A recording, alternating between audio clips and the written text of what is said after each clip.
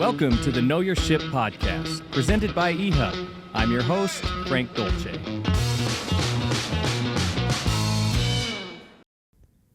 Here we go. Welcome back to the Know Your Ship podcast. We've been trying to get this guy for a long time, but you're so busy, and everybody needs a little bit of your time. So, just upfront, very thankful, grateful that you could be here with us today. The man who needs no introduction. This is the one and only John Campo with EasyPost.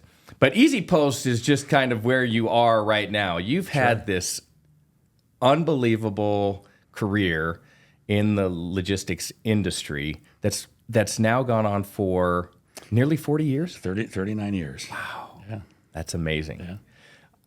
I can't wait to talk about all that you've seen in this industry. I've only been in the industry about 15 years, and the changes have been unbelievable in the last 15 years. Right. So from where you started to today, it's flipped upside down how many times? Half a dozen times. Yeah, absolutely. But, it started out as brown boxes and, electromechanical, industrial engineering operations. And now it's sophisticated, online, data-driven commerce. Yeah, it's unbelievable. And did you, just before we get started a little bit on your background, growing up, did you think, well, I'm really interested in the logistics industry? I mean, is that where you wanted to end up, or were you like, I want to be a fireman, I want to be an astronaut, something like that? Yeah, no, I actually had no clue about getting involved with logistics. I can tell you how it started. I'm a naturally curious person.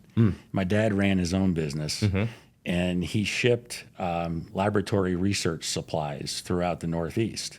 So occasionally, to earn a few bucks, he would hire me on a weekend to, pack some boxes, put some tape on it, all that.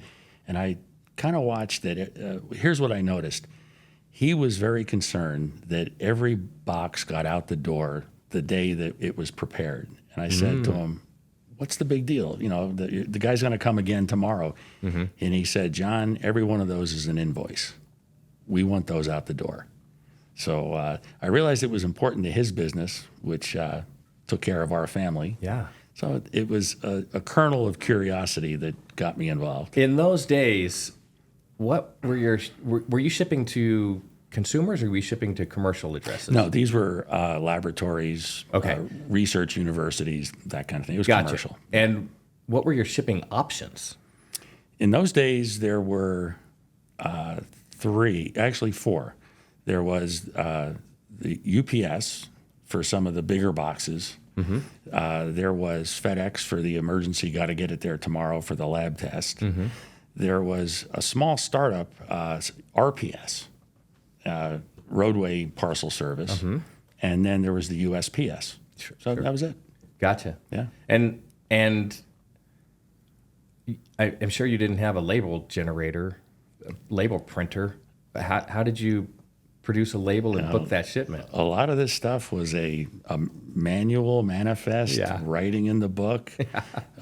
You did have a label printer, but it was kind of rudimentary, and it was a lot of handwriting, a lot of manual. Yeah. Yeah. Oh, wow. Well, the industry today is, you walk in warehouses today and you see labels flying off. They're automatically attached to packages, and they're sorted, and everything is odd. It's crazy.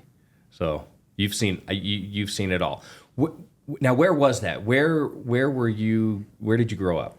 I grew up in New Jersey, and where it was a warehouse in Neptune, New Jersey. Yeah, Jersey Shore. How did your dad get involved in that business? He was a salesman in the laboratory supply sector. Gotcha. And he realized this is kind of interesting because it was a confluence of technical change that allowed him to grow as a business.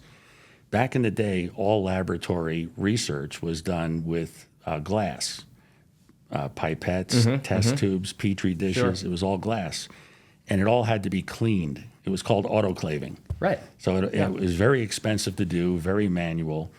He had a contact in Denmark that produced plastic that could survive cryogenic freezing. so the plastic wouldn't crack. So think of those little test tubes, all the DNA stuff you see on TV today. Yeah. And he became the sole distributor of cryogenic test tubes that could go into, liquid nitrogen and freeze. So he captured a market that was just emerging, and he did well for himself. Yeah. Yeah. So did you ever have a thought of you would follow that path, or that wasn't of interest to you growing up?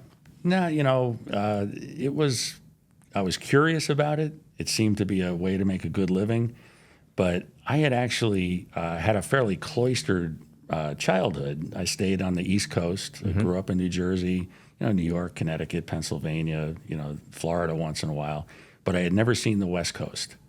So I just decided that is something I want to see before I get saddled with full-time responsibility with a career. Right? Where's your New Jersey accent? Where did you leave it back there? My mother beat it out of me. No. I can go Jersey on you, but no. I specifically worked actually to kind of neutralize it. Did you really? Yeah. Oh, I don't know. But you can bring it up. Oh yeah. When you want to. Yeah. Maybe some point. Maybe that will be one of my 3. You keep it on. You just keep that handy because that may be one of my 3 random questions. All right. I'll ask you a question. I want you to answer it in a Jersey Jersey accent. Yeah. So you went through grade school, high school, all in New Jersey. Yep. When did you decide to move out? Yeah, I did. Following college, it was the country actually was in a recession. I'll date myself here. It was 1981. Yeah, and I remember that. Interest rates were crazy. I mean, you think today they're an issue. They were way big. Yeah, they were in the teens. Yes, back then they were in the mid-teens. And is this also the era of the gas lines and the odd and even license plates, and you had to do all? Yeah, it was kind of it all evolved through some economics that were macro. Yeah, and I just decided that California looks good. I'll give it a shot, and drove cross country. You'll like this. No technology, no cell phone. All right, obviously they didn't exist. Yeah, I didn't even have a credit card. I had a stack of American Express traveler's checks. That was it. Yeah, unbelievable. Yeah. But it was one of the most fantastic journeys to see America. It was great. I love it.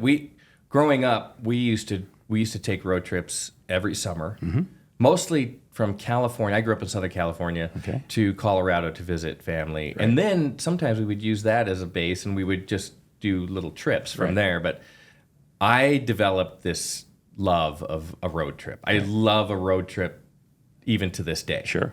And we did the same thing. There was no technology available. Right. I typically was the guy with the map and then trying to fold it back together and doing all of those things. But it's a great way to travel. It's a great way to see the country. And you just I don't know if people take that opportunity as much anymore. Yeah. I have this kind of idea that I'd like to end up later in my career, which I am getting later in my career, but as a truck driver. Because I just love to be on the road. Yeah. I don't know if I want all of the frustration that goes along with being a truck driver. Yeah. Because that can be a challenging job. You've probably seen that in your career. Sure. Driving a truck can be difficult. Yeah. But it is a great way to see the country. Yeah. I actually I always worked. I always loved work. Still do. And one job that I had that was trucking related is I worked on a cross dock for a company called Viking Freight. And they were acquired 30 years ago by Federal Express. But Viking Freight, my job was to drive a forklift truck, unloading a tractor trailer from one side. That tractor trailer came in from Nevada or from Reno, actually. And then doing it cross dock and reloading it on the other side to the other truck. So didn't know it. I guess it was in my blood eventually. Absolutely. Yeah. So did you attend college, university in San Diego? Nope. No, you just went over to see. You drove across country. You wanted to see the West Coast. That's right. Okay, and then spent some time there. What happened next? Well, I enjoyed the freedom of being on my own. Yeah. Okay, which also meant you got to get a job. So that's where I worked for Viking Freight. Gotcha. Yep. Okay. Excellent. And, if you were willing to work, there were jobs. For sure. And it paid the bills, and that was good. But then I realized, I had third shift. So 11 p.m.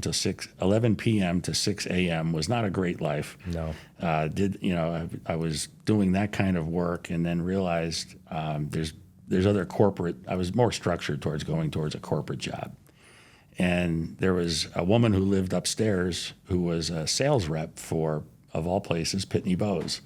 And she kept bragging about her commission checks. So I realized, I'm as smarter than her. I know I can do this. Mm-hmm. So I interviewed several times and then got the job. Started in San Diego as literally a low end sales rep, and then just parlayed that into a 25-year career with Pitney Bowes. Gotcha. Yeah. Were you always okay? So take me through that. That's interesting. That's the genesis. You had a neighbor. Yep. Who was in the industry. Yep. And you thought, well, I could be pretty good at that, and jumped in. Yeah. Okay, that turns into 25 years. Right. With Pitney Bowes. Right. You started in low-level sales. Sure. Where did you end up? What was the evolution? The evolution was pretty interesting, actually. I realized that I like sales. I was good at it. But I realized that the real money to be made in that industry at that time was on the East Coast. Because it was primarily a mailing business, a letter mail business. And if you look at the map of the U.S., the East Coast corridor, Boston, New York, Philly, down to Miami, and then out over into Chicago, that was like the golden triangle of producing letter mail, and decided, okay, that's where the money is. I actually come from New Jersey, so I ended up going back to New Jersey. Nice. Into a more advanced sales career. Gotcha. And then figured out I was curious about how do they make this stuff? Where do the rules come by that says, okay, this sells for that, or where does this product come from? And ended up getting asked to go down to Washington, D.C. to lead a sales team, which I did that for several years. And then having exposure to Washington opened up a lot of doors for me. And that had to do with, dealing with the government and dealing with the military and dealing with just the business of the commerce of Washington, D.C. I then went up to the corporate headquarters, did a stint in Stamford, Connecticut, and then ended up going back to Washington, D.C. and headed up their government relations office for a few years. Gotcha. Okay. So, I kind of want to ask you about Pitney Bowes today, because it's a super interesting story, I guess, about where Pitney is today. Do you have any thoughts on what's happened with that company? I do.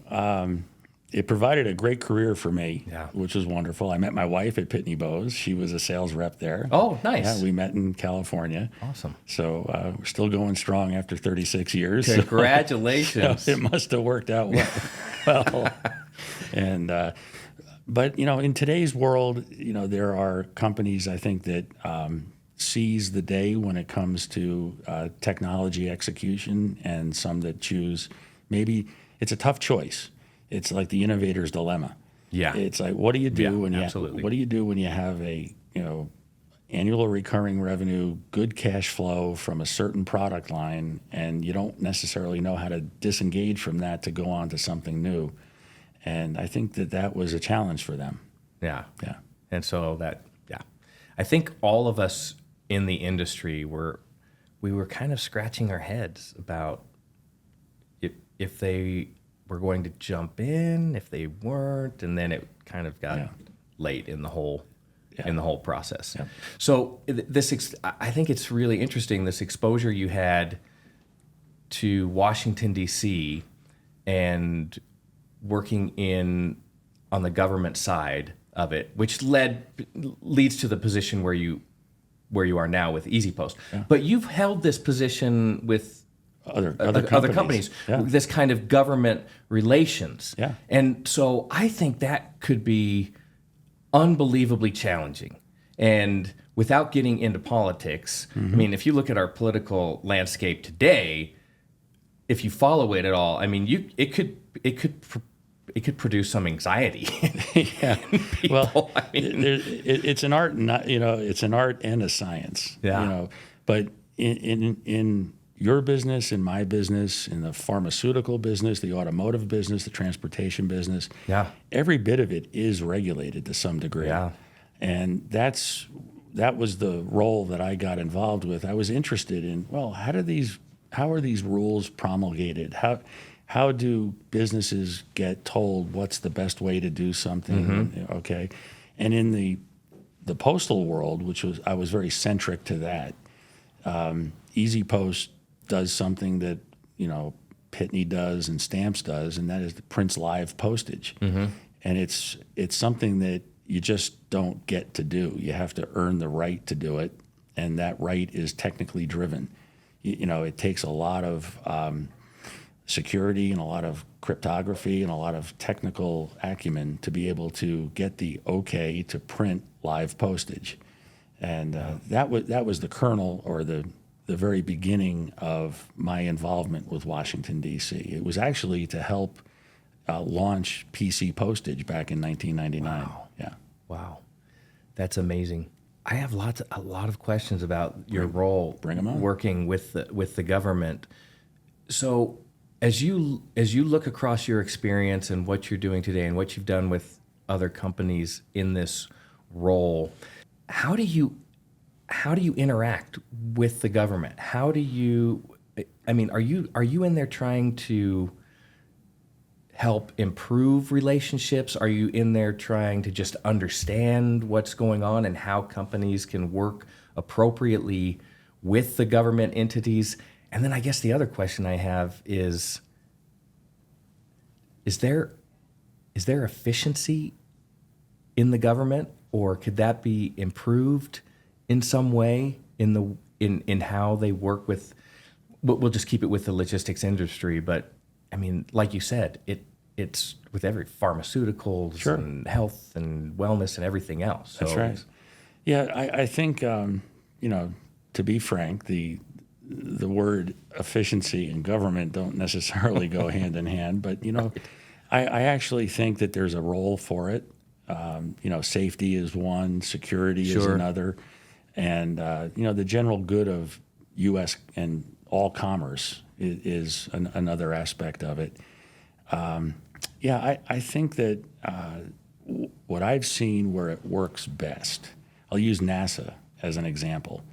NASA put man on the moon. Kennedy put men on the moon in 10 years, right? Back in 1961. It was done. And it was done with NASA as the prime, if you want to call it that. But behind the scenes, there were other companies that were doing a lot of the development work, and what it's morphed into today is when a satellite wants to go up, all right, it's usually Elon Musk or Jeff Bezos or private sector that does a lot of that now. Yeah. I think where government works best is when it works best in partnership with the private sector. There's a win-win there. How do you? I think you're right, but it seems like in that relationship, it's ever changing, and there's always conflict that you have to manage. Yeah. And I don't know. I guess I'm curious about, is that necessary, or is it necessary, and are we always improving what's happening in the industry? Yeah, I do think it's necessary. Okay, without it, industry can go south real fast. Okay, you look at Enron. Okay, you look at the financial. Right. Okay, there's untethered commerce can go south pretty fast. So I think maybe the government role is to play to our better angels. To make sure that commerce is done within the boundaries of trust and legality and safety. So I think there is a role there. Yeah. How do you approach your role with in working with government entities. How do you interact with that side of the business? Yeah. I think first of all of this is built on relationships. If you don't have the trust and if you don't have the candor, to speak truth to some of the tough decisions that have to be spoken to, then you don't really get anywhere. I think it's built on trust and it's built on value add. I'm so glad that you said that. I didn't know where you were going to go with that answer, but we have some recurring themes on this podcast. And one of the things that always comes up is, grit and effort and hard work and determination. I think I love those things. Yeah, me too. And I know you have an athletics background and you love baseball. I think you played soccer. I did. Soccer growing up. And I played soccer growing up as well. All my kids ended up playing soccer. And another theme that always seems to come up in this podcast is the power and necessity of building strong relationships with partners and with people.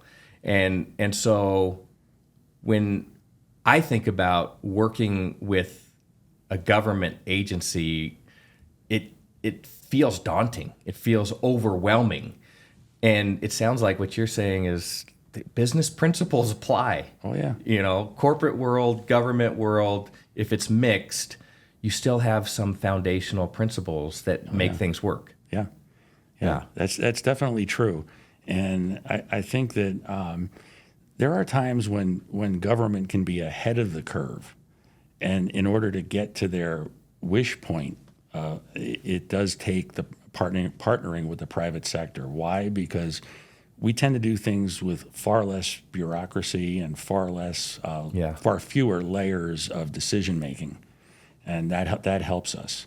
But I do remember back when commerce was basically contracted through checks and hard copy, and fax machines were considered novel.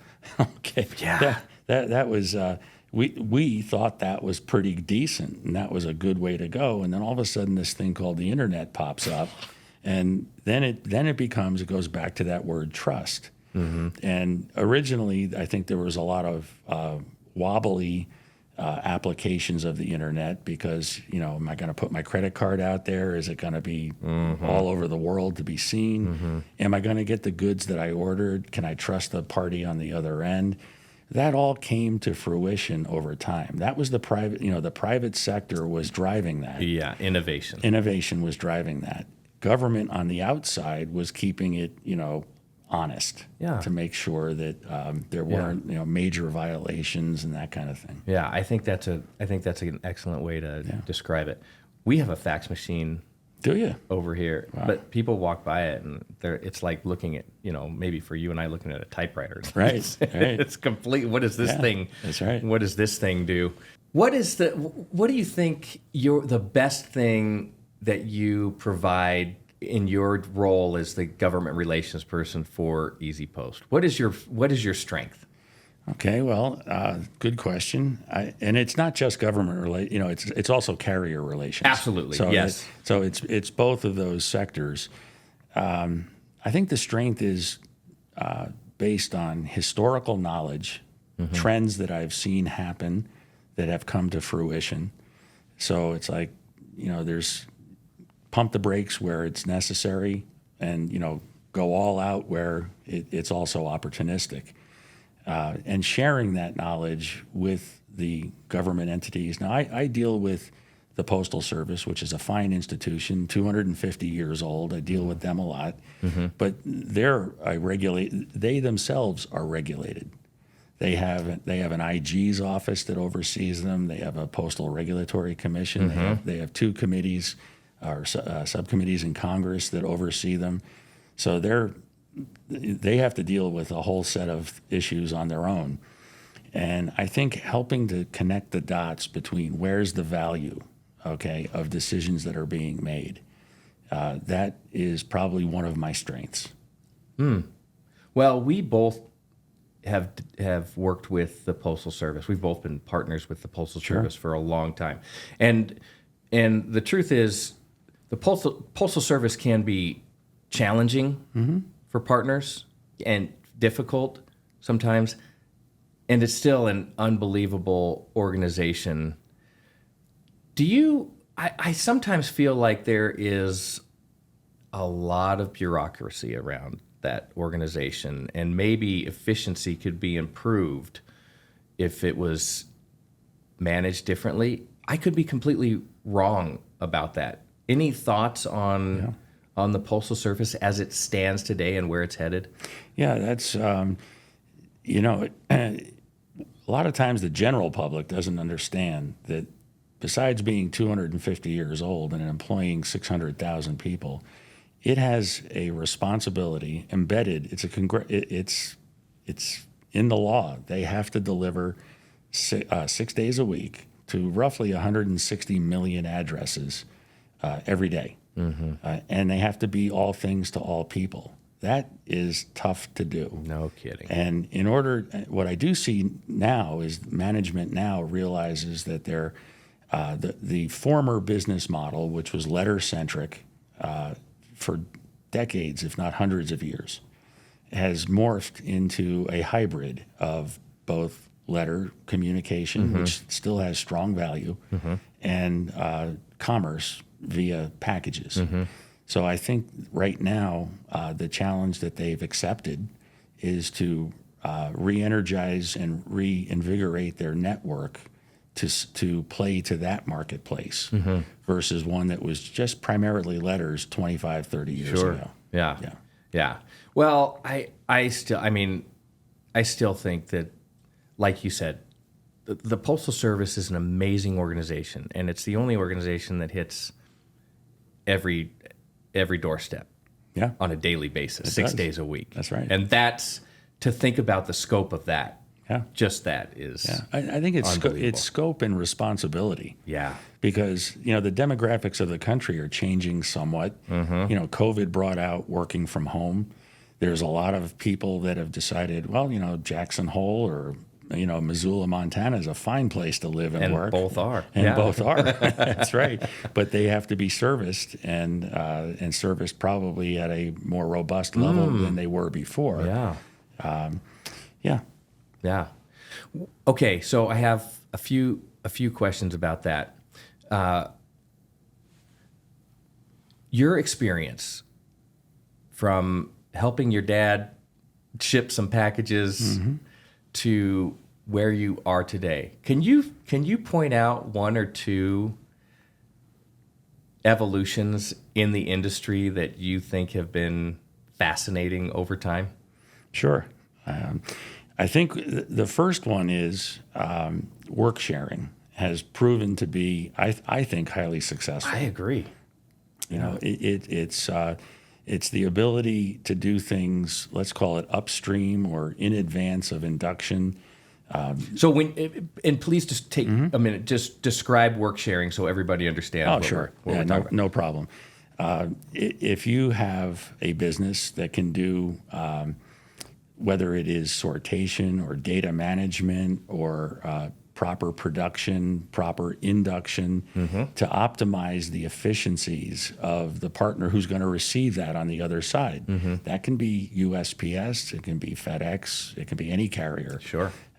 That's a good thing. So I think that the embracing of work sharing has been a healthy approach in the business.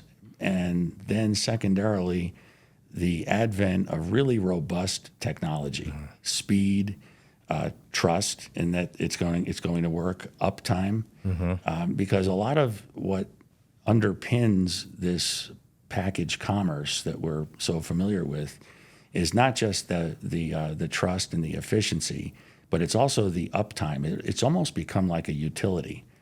And Absolutely. Let's say you go on vacation, right? And you come home from vacation and you walk into your kitchen and you flip on the lights and the lights don't go on.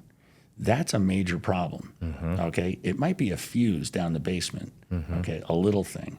But it's a major problem because your family's expectations or your personal expectation is it's going to work. Yeah. Right? Right. And I think a lot of what the internet has done and the data management combined with the internet has become almost a utility. And then that creates expectations for our mutual customers. Yeah. And as long as the bar keeps rising and the productivity keeps rising, people will continue to use it. Yeah, absolutely. I just had a thought when we were talking about it. It's a little off topic here, but you mentioned you walk into your house and you flip on the lights and the lights don't go on. Yeah. And that used to be, or it still is. I mean, it still produces anxiety. But I'm sure you carry a cell phone. Mm-hmm. I carry a cell phone. We didn't used to carry cell phones, and we got along just fine without cell phones. But have you ever had the experience of misplacing your cell phone? Sure. And the anxiety that produces? Yeah. And why is that? How did we become so we're talking about technology. How did we become so attached to that thing? Yeah. It's like I could go in and flip the lights on, the lights don't go on, and I'm like, okay, well, we'll figure it out. But if I leave my cell phone somewhere and it's gone for a few minutes, I'm in full panic mode. Sure. That's where the technology is. Well, that digital technology is, basically created a world of constant connectivity. Can be good, can be bad, but... Well, which is it? Is it good or is it bad? Yeah, I'll tell you where I fall on this. Go ahead. I don't think we should be, or the expectation is, because we have all of this technology, that we're constantly available. So someone trying to reach out and you don't answer the phone, and then they have a phone, they should be available all the time. Right. I don't know if I like that Yeah. expectation. So I would say that's the downside of technology. Yeah. Yeah. I think managed correctly, you're the head of this business. You create basically, and in my business too with EasyPost, levels of expectation. Mm-hmm. So I think the promptness is a good thing. Sure. And it's fine tuning, managing those levels of expectation. Yeah. But constant all the time, you can create burnout that way. Absolutely. Yeah. No question. Okay. The other thing I wanted to talk about is you mentioned it with the USPS and evolution, and where is the industry? What's happening in the logistics industry today? We talked about it a little bit as we were just sitting here chatting before, and you mentioned an inflection point. I'd love for you to talk about that a little bit more. Yeah. Well, there's been a couple of these inflection points. Mm-hmm. I think one of them was just the robustness of the internet itself. And again, I use that word trust. People got comfortable using it. They like using it. It is convenient. Mm-hmm. It has collateral benefits too. You don't have to, get in a car and go to the mall and, to get the goods that you want. All that happened. Mm-hmm. Okay, that's past tense. Then this black swan called COVID happens. And that creates an artificial environment where people are told, don't go to work, stay shelter in place, however, people still need to live, okay? And they still need to connect and purchase goods and services. And with that came a wave of usage of this new service, and it was fairly intense. Some companies bet the farm that was going to continue. I think wiser companies realized that perhaps this black swan would grow some white feathers, and we're going to figure it out. And we always do. America's a great economy. It always figures out, eventually the best way. And I think that is what happened. But for those that overinvested or thought that it was going to be a constant run up and to the right in financial results, are probably hurting a little bit now. For sure. Yeah. So now I think there's a contraction more towards a market discipline of how do we properly size and scope the solution sets that we want to provide to companies and customers. Would you call that a correction? Yeah. Definitely. Yeah. Mm-hmm. Because there were several, and I know in our industry, we saw that very distinctly. Yeah. This immediate growth for a couple years, and it kind of leveled off. But I think you're right. There's several companies, industries, businesses that didn't project it, or maybe just I don't know, didn't think of it with very strategically, Yeah. and all of a sudden find themselves in a situation where Yeah. It was a bit of a sugar high. yeah, You know? well, and then kind of I mean, perfect storm maybe not the way to put it, but perfect storm of kind of coming out of that, and people aren't staying at home as much, and then a challenging economy, inflation, this talk of recession, all of these things that maybe you couldn't project, maybe you could, but people got out over their skis a little bit. Yeah, and I think that happened. yeah. Tell me about the carrier. You work with carriers. I do. Carrier relations. Yep. Tell me about the carrier market, which is ever changing and super interesting and always evolving. What should we be thinking about in that area of the business?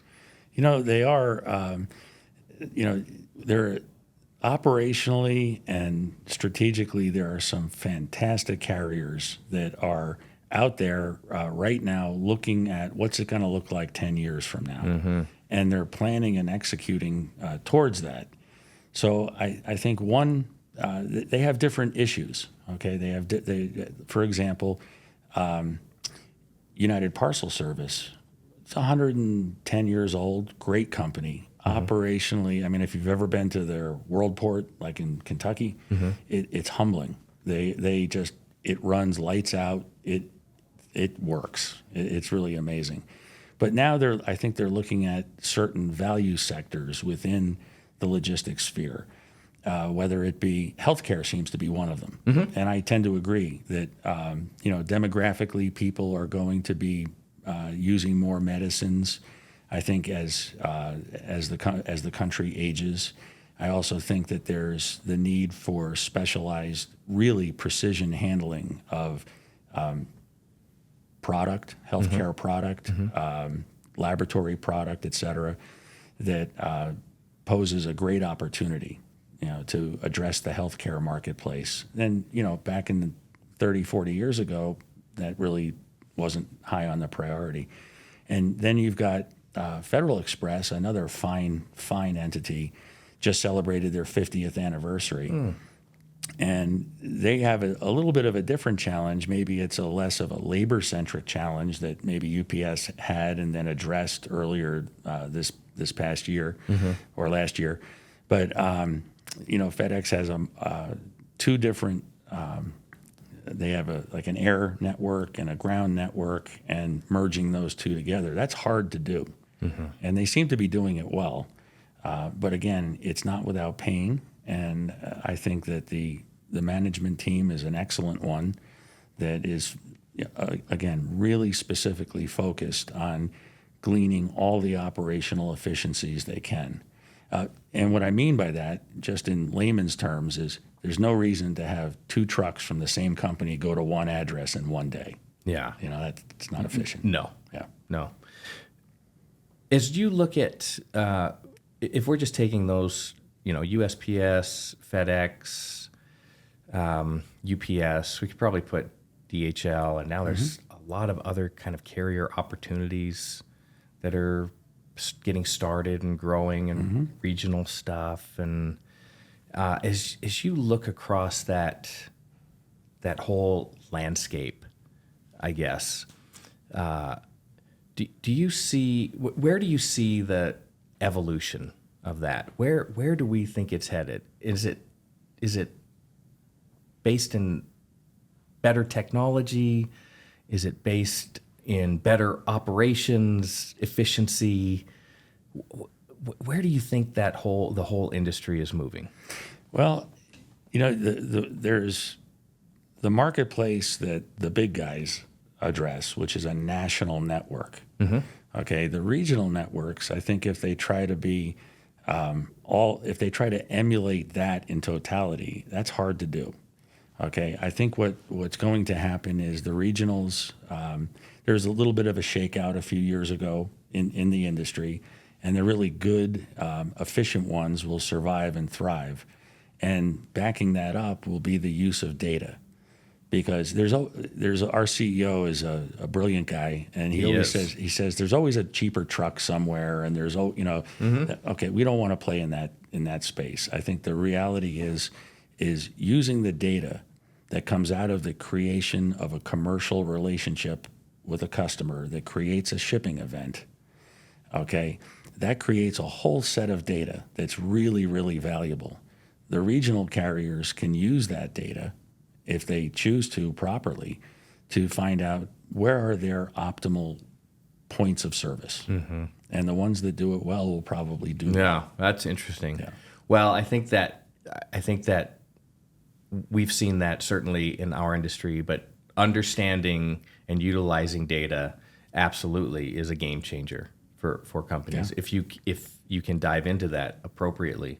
The USPS made a decision a few years ago about relationships with partners that I would say kind of shook up the industry a little bit. And I know that you were involved in that time and everything that was happening. What are your thoughts on how the USPS is managing that, and how other carriers have managed how that whole thing unfolded? I think, the Postal Service did what it had every right to do, okay, which is fine. It was a contractual relationship and amongst resellers that they chose to, just walk away from, and that was a business decision. And sometimes those are rough, sometimes they're not. Yeah. But they didn't do it. They didn't go it alone as far as the next step. They did introduce something called Connect e-commerce, and EasyPost was one of the early adopters to help them in that journey. And it is a journey, and it's really, how do you want to have your relationship with a customer? And again, have knowledge of how that customer is going to use your network. So EasyPost has embraced working with USPS. We've worked very hard in an area of partnership to help along the journey towards real API usage and development. Right. And that's how we were started. We were completely a RESTful API software as a service company. So we work on a weekly, even daily basis with the teams at USPS to find ways to optimize the rollout of that kind of technology. I don't think the USPS is going anywhere. No. And so that's probably the right way to work with, is to figure out how to work with the USPS. Yeah. So EasyPost has you in charge of government relations and carrier relations. But there's a lot of companies in our industry who don't have someone managing government relations, maybe managing carrier relations. How important is that, do you think, across the industry for people, for businesses to have a person in charge with an entity that has their hands in the industry? Yeah. Well, no CEO likes to be, or no board, no CEO likes to be blindsided by some decision which can be perceived as arbitrary, or I just didn't see that coming, or where, having a presence in Washington has been very valuable. I mean, all the companies I've worked for, whether it was Pitney or Stamps.com, I spent 8 years there, and EasyPost now, all realize that having a seat at the table is a good thing to have, because without it, it's a vacuum, and somebody else can tell your story. Yeah. So I think one of it is to push forward your brand and your capabilities, and the value that you add to the environment that you're in, that we're in. And the second thing is to provide guidance and insight. If there's a new mousetrap or a new way to approach things, no one talked about APIs 20 years ago. Right. Now all of a sudden, our children talk about it. So yeah, I think it's having a seat at the table, working through the regulatory complex that surrounds the logistics industry, and then also tying together, hey, wouldn't this be cool if, and showing some that's great. some forward thinking tech. If you could be innovative, I mean, not that the government isn't, but I don't think they're known necessarily for the innovative side. So if you can provide that, that's probably extremely helpful. Okay, so this is more of a, I don't know, technical question maybe. Let's just say that there's a company out here and decides, well, we probably should have someone that manages government relations. Mm-hmm. Okay. What's the barrier to entry in that arena? How difficult is it for a company to get started in that arena? You know, it's not as difficult as you think. I think it's having the normal path is to hire a former staffer who knows the Hill really well, or hire perhaps a former employee of one of the companies in the carrier logistics space that has maybe a presence in the DC area. It doesn't hurt to be having the locus be on the East Coast for those jobs. I think it's also really important to become energized and engaged in things like the trade associations that are relevant to our industry, whether it's the Package Shippers Association or PostCom, the International Mailers Advisory Group. There's a slew of them. There's actually an association for every business in the world. Isn't that the truth? Everyone. And they all have a conference. They all have a trade show or something. But you know, if there was a young person, you know, a 32-year-old person who was working for a new company that wanted to represent that company in the government relations, carrier, logistics space, having a little bit of background would help.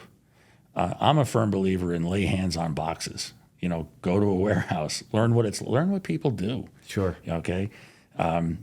Be a constant learner, and you know, dive into it because there's a great history to it, to the logistics space, and there's great opportunity going forward. But you'd have to have natural curiosity. You'd have to have a willingness to be frustrated at times, and that's fine. You know, that's fine. Just keep grinding it out.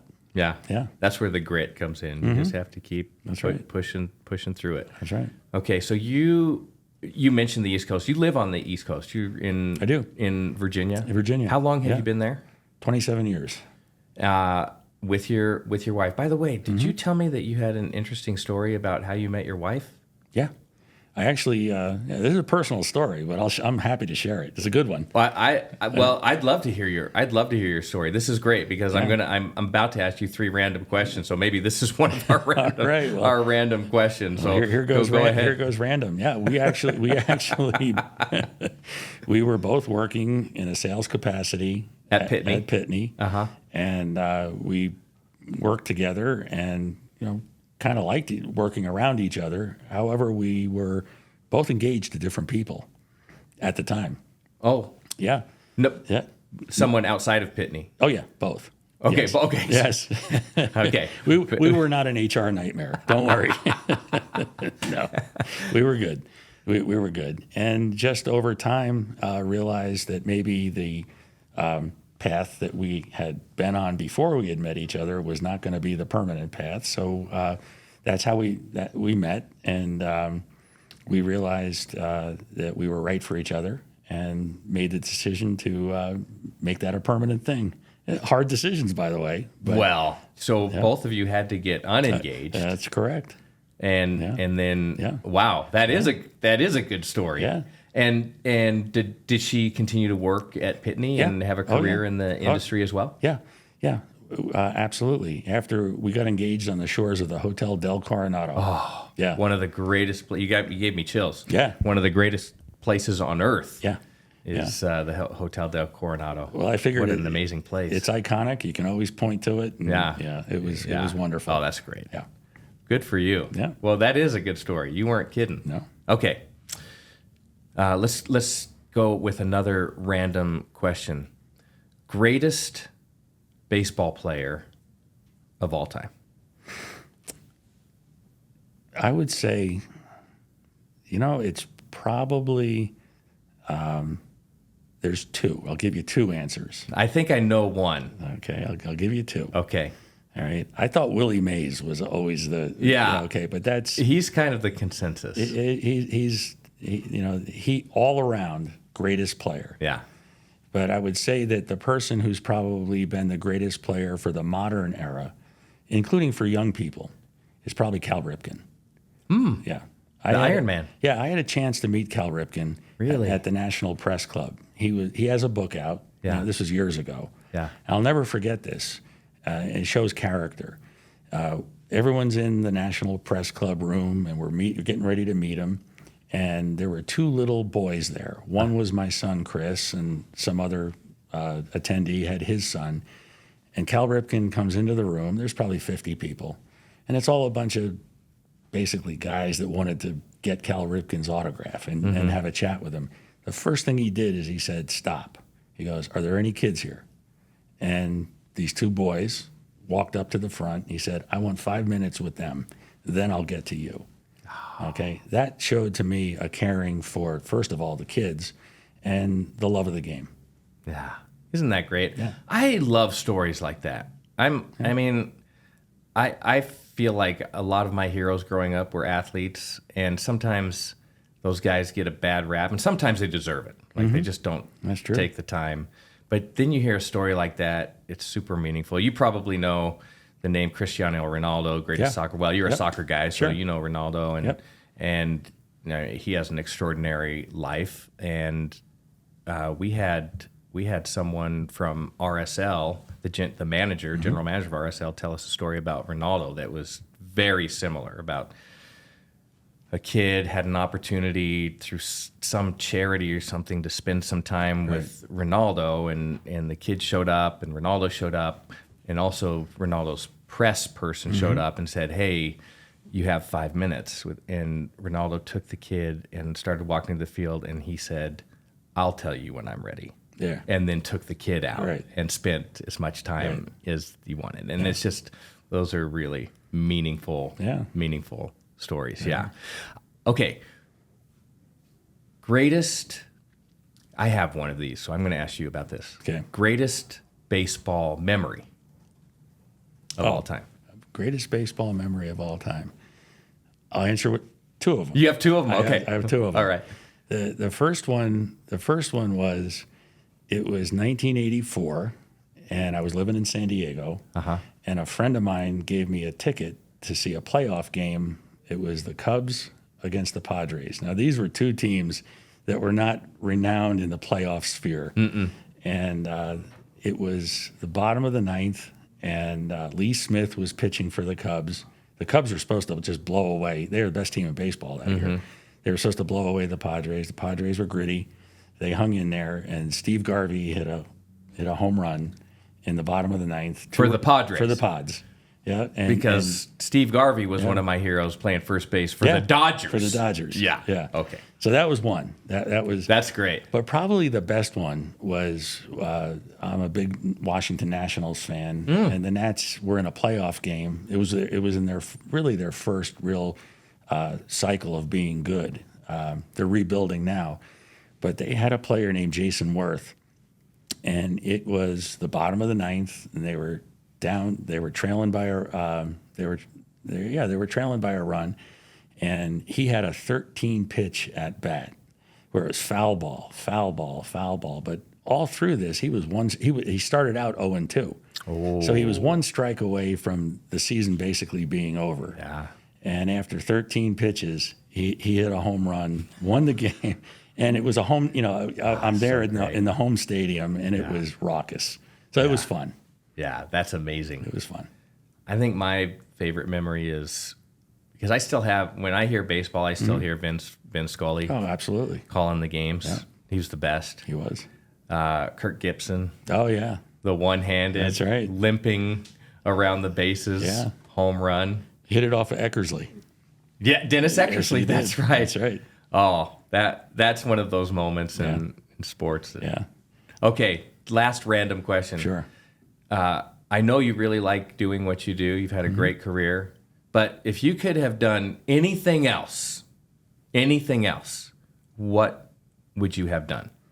Anything else? Okay. I would say professional career or just passion career. Whatever it it is. is. All right. I'll give you two answers. Okay. You're a two-answer guy. Yeah. Well, because they're both good. Yeah, absolutely. Yeah. I would say I'll lead with the more laconic one first. I think I would have loved to have been a veterinarian. Really? Yeah. I truly enjoy animals, but in particular dogs. Okay. I don't think horses and none of that. None of that. But I've had my wife and I have had half a dozen golden retrievers throughout our married life, and they are a delight. And I think dogs in general are delightful.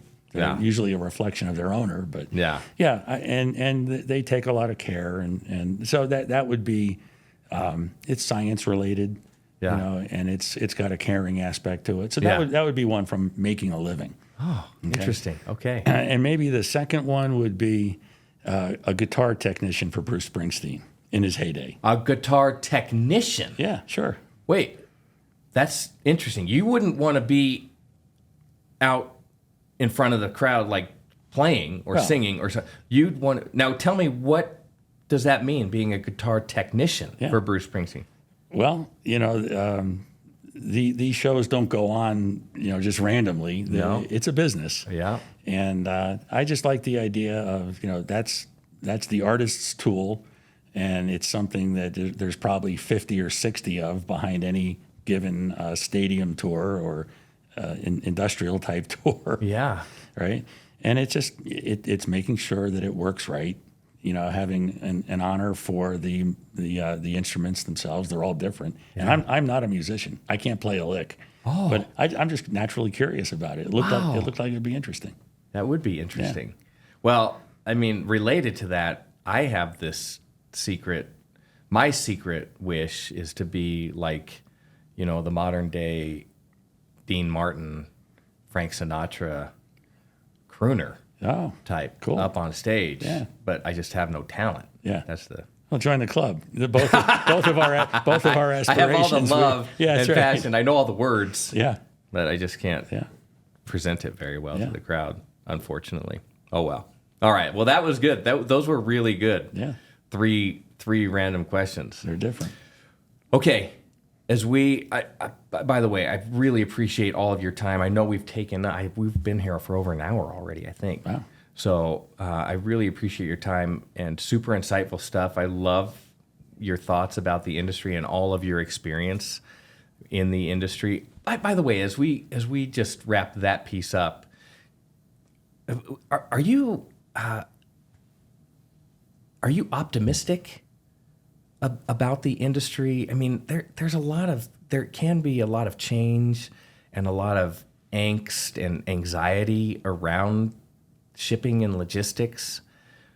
But are you optimistic about where it's headed? I am completely optimistic about where it's heading. I think that probably the nature of my personality is glass half full anyway. But there is the needs for what the market serves are not going away, and the technology's just getting better.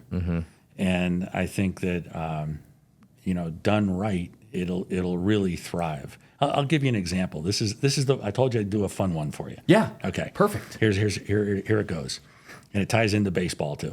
Great. Baseball and logistics. Love it. There's a kind of an independent league team down in Georgia. They're pretty famous. They're called the Savannah Bananas. Oh, yeah, absolutely. Okay? Yeah, everybody knows. Everyone knows the Savannah Bananas. Well, that's a brand that's worth a lot of money. I think they actually have more followers than the New York Yankees. No. I may be wrong, but we're going to fact check that. Fact check that one. Okay. Okay, but I ordered something from the Savannah Bananas, a T-shirt or sweatshirt. And it was an easy, seamless process. So whatever systems they use are robust and good. I could rely on them. And then the shipping started. Okay, I'm thinking, oh boy, I'm getting emails from the Savannah Bananas. But what they did is they took their tracking events, okay? In other words, ship today, it's in transit, it's in Raleigh, it's in Roanoke or whatever. Well, they made those shipping events into bananagrams. So it was fun. I told you I'd get to fun. You did. Yeah. So I was getting emails most people would think are annoying or at least moderately interesting, maybe. But these were cool. It was like it's on its way. Your yellow package is on its way. And the next thing you know comes the final one saying, your package is delivered today. It's in a bright yellow packet. It'll be on your front step, And it may talk about, I'm talking about it, so it must have had an impact. No kidding. But they took technology, tracking technology, and they turned it into fun. Well, that technology has existed for a long time. And I think it was with Nugistics. We used to work with a company called Nugistics. Okay. And Nugistics had customizable tracking events way back when. But now that you bring it up, like, why aren't people taking advantage of that? Because I get the same thing. Like, okay, I can see it's landed in Salt Lake City at this time, at this location.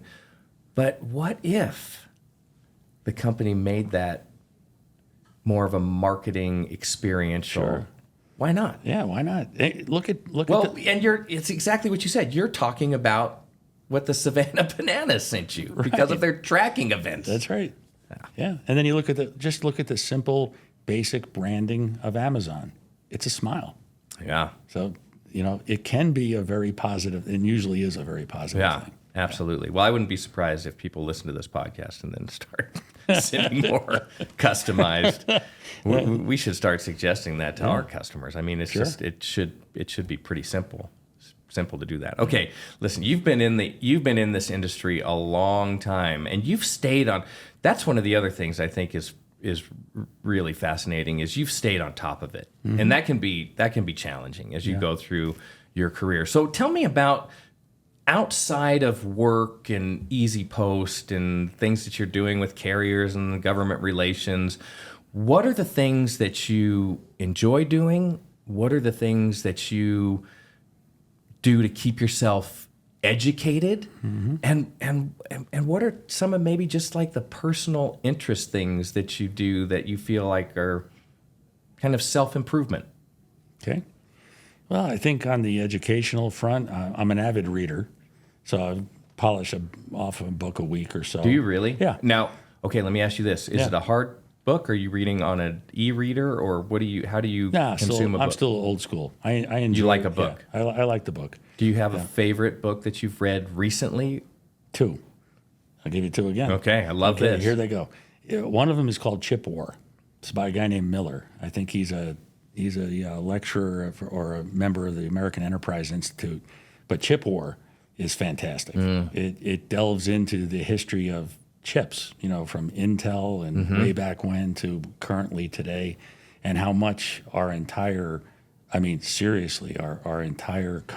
ecosystem, the global ecosystem, is stitched together with silicon-based microchips. Yeah. So Chip War is really, really good. And a little eye-opening. Can be a little scary at times, considering the concentration of manufacturing and concentration of not just manufacturing of the chips, but concentration of the machines that manufacture the chips.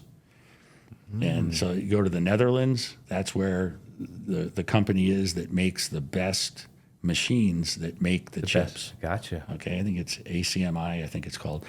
And down in San Diego, there's another one that makes the laser diodes or whatever. So it's there, and the Netherlands and Taiwan and parts of. But it also shows in the body of the book some countries that have really tried to do it and had a tough time doing it. Japan, Korea.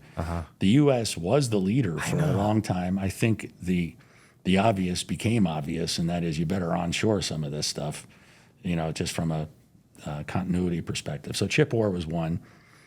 The other one's fascinating and involves a Jersey guy from Jersey City. It's called The Billionaire Who Wasn't. And it's the true story of a guy who just passed away last year. His name is Chuck Feeney. Chuck Feeney was just a regular Jersey City kid growing up. Didn't grow up in any kind of high level income or anything. I think his mom was a teacher and his dad was a worker of some sort.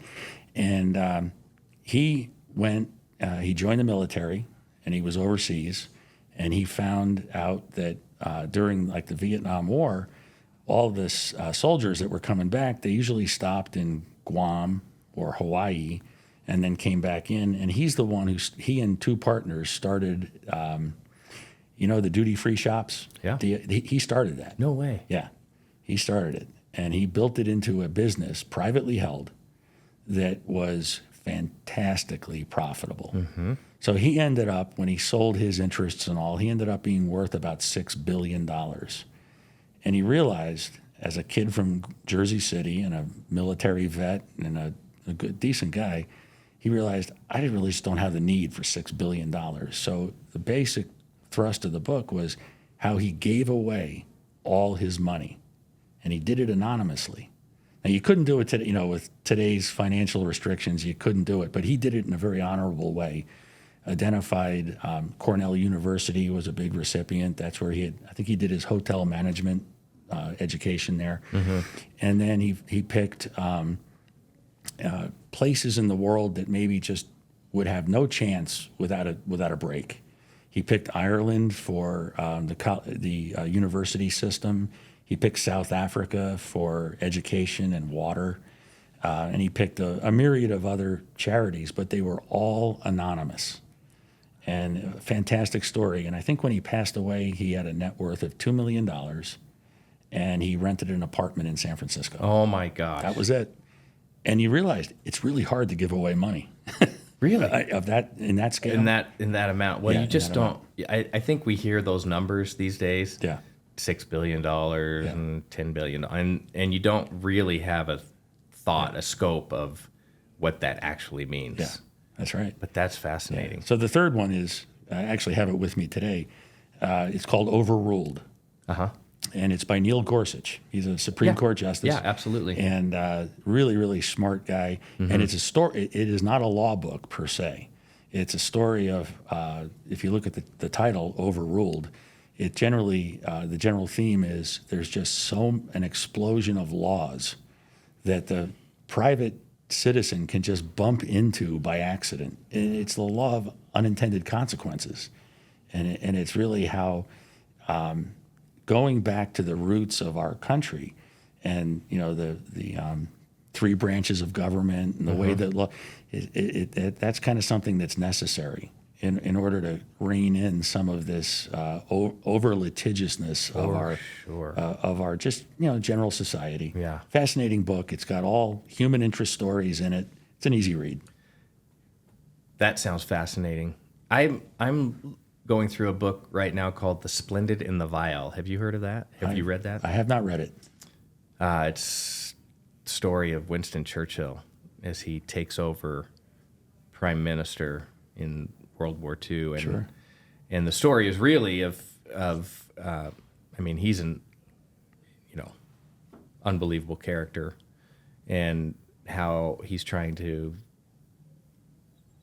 get the U.S. to engage in the war. He talked us into Lend-Lease, right? That's right.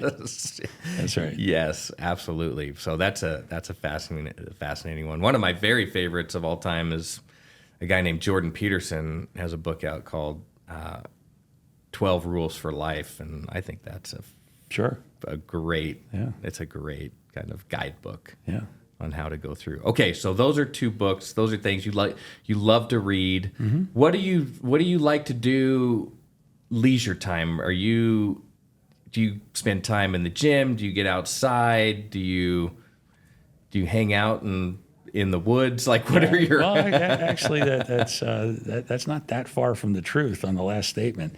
My wife and I love hiking, and absolutely. As a matter of fact, here in the great state of Utah, we had one of our best memories. We did 10 days, and we just decided to see. And thank God we did this about 2018. We saw Moab, Arches. We saw Bryce. Yeah. Zion. All the good stuff. All the good stuff. And we just did it. It was just us, no kids, no nothing. We realized National Park Service is a great asset to this country. And I mean, it's one of the great gifts in the world. And so we do a lot of hiking. We take advantage of, in our neck of the woods, Shenandoah National Park, Great Falls National Park. And it's, so we do a lot of that. Burn through a bunch of Solomon boots and, nothing of the 45-degree. Super extreme. No, those days are behind me. But we enjoy the national parks. We certainly enjoy the outdoors, being out and about, and do some volunteer work. None of it really structured, though. I find more value in, like, for example, a widow who lived in our neighborhood. She wanted a house. She wanted her kitchen painted, but she was nervous about going online and hiring some guy to come. I told her, I'll paint your house. I'll paint your kitchen. How about that? That kind of stuff. Yeah. I'm a big believer in the community. Oh, that's great. And maybe it's donating some stuff to the Little League, or it's, doing. I like the hands-on stuff. It's better for me. Yeah, absolutely. Yeah. Okay. One last question for you. With all of your experience and knowledge in this industry and the optimism, which I really appreciate about this industry, what would you say, what is a lesson, or what would you say to people who are kind of in the battle every day, fighting through how to make it work? What are some of the lessons that you've learned over your career? Well, price isn't the only obstacle. That's probably because I think if you just wanted to shrug and say, why am I in this? It's a race to the bottom with rates. It can feel like that. It can feel like that, right? It can. But I think that I'm very optimistic about this, because data and analytics will be the measure of all the carriers. So, how well you perform yesterday, today, tomorrow, those are, it's not a moving goalpost, it's just a standard that one has to hit. And I think that companies like yours and mine can add value into that equation. And that's why I feel optimistic. The second thing is it's generational. I was telling you before that my kids will never, I have a 31-year-old son and a 28-year-old son. They'll never write a check. They PayPal, Venmo, they don't want to go to the mall, so to speak. They just want to, they want things more, let's call it boutique to their needs, right? But that's not just my kids, it's probably yours, and it's probably an awful lot of people that are young, that like the flexibility, the creativity of the internet, and the size and scope of it, of the logistics. When I say internet, the logistics internet. Yeah. Okay. It's the size and scope of the marketplace. And what I also think is it's really optimistic and exciting for commerce is that the little guy can win. Yeah. All right. So the small creative that lives in Arkansas that makes, use Duck Dynasty as an example. They were in Louisiana. They took a brand of duck calls, and now they've got a show, or but that never would have existed. So I think that the opportunity for commerce to grow, for the little guy to get a break, for a brand to be developed and recognized is there. Yeah. And logistics plays a key role in that. Yeah. Well, if you can provide a service if that's valuable with efficiency, I think you're right. Even in this industry that is dominated by 3 or 4 major carriers or groups, there's an opportunity for everybody to participate and succeed. That's true. This has been a fascinating discussion. I really appreciate it. Lots of good stuff, and I wish I could. I mean, if I could, I would keep you here for another hour. I think there's probably that much material. But come back and see us some other time, and we'll talk about it a little bit more. Yeah, it's fun. There he is, All right. John Campo, EasyPost, government and carrier relations. Yeah. Absolutely. Thank you for being with us. You're more than welcome. Thank you. Okay. Thank you for listening to the Know Your Ship podcast presented by eHub. Don't forget to subscribe and leave a review.